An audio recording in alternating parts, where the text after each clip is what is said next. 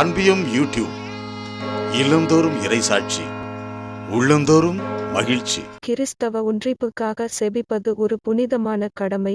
பிரதிபலன் எதிர்பாராத சேவையாக உருவாகும் அன்பும், கிறிஸ்துவால் கற்பிக்கப்பட்டு செயல்படுத்தப்பட்ட அன்பும் நம் அனைவரையும் நெருக்கமாக கொண்டுவரும் கிறிஸ்தவ ஒன்றிப்பிற்கான பயணம் இறைவேண்டலில் தன் ஆதாரத்தை கொண்டுள்ளது என கிறிஸ்தவ ஒன்றிப்பு வார இறுதி நாள் வழிபாட்டில் உரையாற்றினார் திருத்தந்தை பிரான்சிஸ்.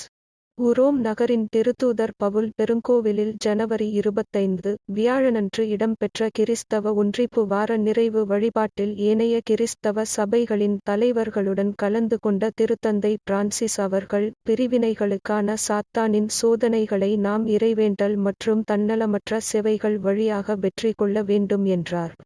பிரதிபலன் எதிர்பாராத சேவையாக உருவாகும் அன்பும், கிறிஸ்துவால் கற்பிக்கப்பட்டு செயல்படுத்தப்பட்ட அன்பும் நம் அனைவரையும் ஒருவருக்கொருவர் நெருக்கமாக கொண்டுவரும் என்ற நம்பிக்கையையும் தெரிவித்தார் திருத்தந்தை பிரான்சிஸ்.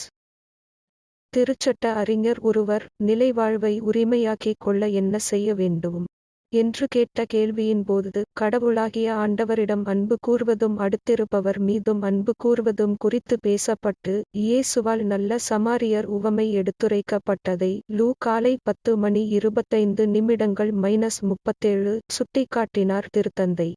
கடந்த கால தவறுகளை சுட்டிக்காட்ட விரும்பாத அன்பு, இறைவனின் பெயரால் நம் மத அமைப்பு முறைகளுக்குள் நம் அனைத்து சகோதர சகோதரிகளுக்கும் பாதுகாப்பை வழங்க முன்வரும்போது அது நம்மை ஒன்றிணைப்பதாக இருக்கும் எனவும் திருத்தந்தை தன் மறையுரையில் எடுத்துரைத்தார். இவ்வுலகில் நம் அயலான் யார் என கேட்பதற்கு முன்னர், யாருக்கு நாம் அயலானாக இருக்கிறோம் என்பதையும், நம் தனிப்பட்ட மற்றும் சமூக ஆன்மீகம் தன்னலத்திலா அல்லது மனிதகுல உடன்பிறந்த நிலையிலா தன் ஆதாரத்தை கொண்டுள்ளது என்பதையும் சிந்திக்க வேண்டும் எனவும் அழைப்பு விடுத்தார் திருத்தந்தை. கடவுளை நம் விலைமதிப்பற்ற புதையலாக நாம் கண்டுகொண்டோமானால் நம் அனைத்து நடவடிக்கைகளும் அவரின் விருப்பத்தை, ஆவலை நிறைவேற்றுவதாக மாறும் எனவும் கூறிய திருத்தந்தை பிரான்சிஸ் அவர்கள், ஒன்றிப்பை நோக்கிய நம் பயணத்தில் நாம் தூய பவுலைப் போல் இறைவனை நம் இதயங்களுக்குள் அனுமதித்து நாம் மனமாற்றம் பெற அவரின் தூண்டுதலை பெற வேண்டும் என்றார். ஒன்றிணைந்து பயணித்தலும், ஒன்றிணைந்து பணியாற்றுதலுமாக இருக்கும் நம் பாதையில் ஜெபத்திற்கு முதன்மை இடம் வழங்க வேண்டும் என்ற திருத்தந்தை, கடவுளையும் அடுத்திருப்பவரையும் அன்பு கூறும்போது நாம் ஒருவருக்கொருவர் புரிந்து கொள்பவர்களாக மாறுகிறோம் என்பதையும் சுட்டிக்காட்டினார்.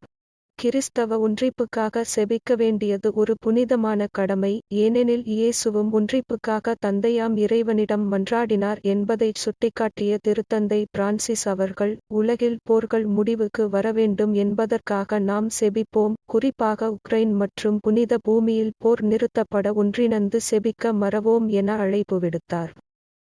இந்த அன்பியம் யூடியூப் சேனலை நீங்கள் ஷேர் பண்ணுங்க, சப்ஸ்கிரைப் பண்ணுங்க, லைக் பண்ணுங்க. Wish you all the best.